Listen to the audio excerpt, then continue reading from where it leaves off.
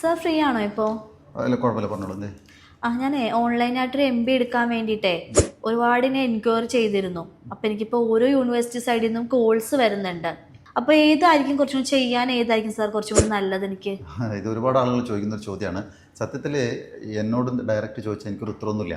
പകരം ഞാൻ നിങ്ങൾക്ക് നല്ലൊരു സൊല്യൂഷൻ പറഞ്ഞുതരാം. കാരണം വെച്ചാൽ നീ MBA ചെയ്യുന്നതും ഞാൻ MBA ചെയ്യുന്നതും മറ്റൊരാൾ MBA ചെയ്യുന്നതും തമ്മിൽ നല്ല വ്യത്യാസമുണ്ട്. കാരണം നിൻ്റെ നീഡ് നോക്കണം, നിൻ്റെ സാമ്പത്തികം നോക്കണം, ഓൺലൈനായിട്ട് ചെയ്യുന്നതാണെങ്കിൽ ഏറ്റവും നല്ല യൂണിവേഴ്സിറ്റി നോക്കണം, അത് യൂണിവേഴ്സിറ്റിൻ്റെ അംഗീകാരം നോക്കണം, അവിടുത്തെ ഫീസ് നോക്കണം, നിങ്ങളുടെ ജോബ് പ്രൊഫൈൽ നോക്കണം, നിങ്ങളുടെ എന്തിനാണ് MBA ചെയ്യുന്നത്, ഇത് കുറേ കാര്യങ്ങൾ നോക്കണ്ടേ.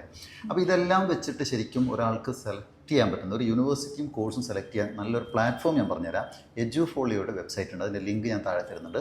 അതിനകത്ത് നിങ്ങൾ ക്ലിക്ക് ചെയ്ത് കഴിഞ്ഞാൽ ഒരു 5 മിനിറ്റ് നിങ്ങളുടെ ഈ കാര്യങ്ങളൊക്കെ ചോദിക്കും. നിങ്ങൾക്ക് പിന്നെ എത്ര വയസ്സായി, ഏതാണ് നിങ്ങളുടെ ക്വാളിഫിക്കേഷൻ, നിങ്ങൾക്ക് എത്ര ഫീസ് താങ്ങാൻ പറ്റും, നിങ്ങൾക്ക് എന്താണ്, നിങ്ങൾ എന്തിനു വേണ്ടിയിട്ടാണ്, ഓൺലൈനാണോ ഓഫ്ലൈനാണോ, ഈ കാര്യങ്ങൾക്കൊക്കെ മറുപടി കൊടുത്താൽ വിത്തിൻ മിനിറ്റ്സ് നിങ്ങൾക്ക് കൃത്യമായിട്ടൊരു സജസ്റ്റ് ചെയ്യും ഇന്ന യൂണിവേഴ്സിറ്റി ഇന്ന കോളേജാണ് നല്ലതെന്നുള്ളത്.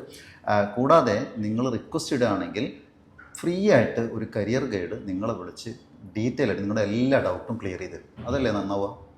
Okay sir. Thank U.